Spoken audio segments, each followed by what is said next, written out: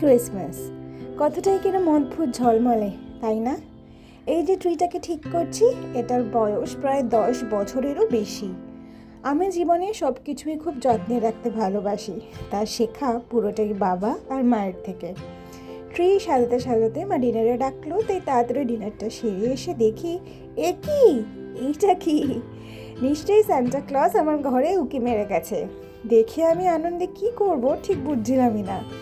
ভেতরে কী আছে সেটা নিয়ে অন্য কোনো ভিডিওতে দেখাচ্ছি, কারণ আজ এটা দেখেই আমি বড্ড বেশি ওভারওয়েলমড।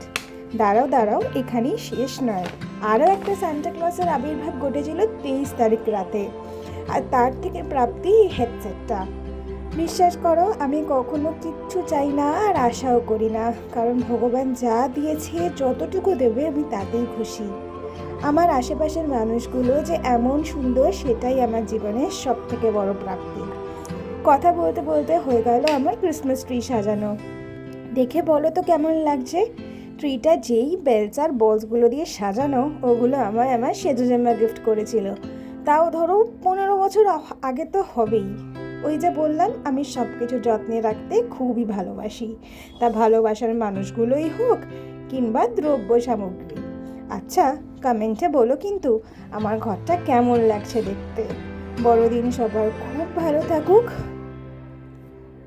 খুব ভালো কাটুক, ভালো থেকো সবাই। আজ আসি, মেরি ক্রিসমাস, টাটা।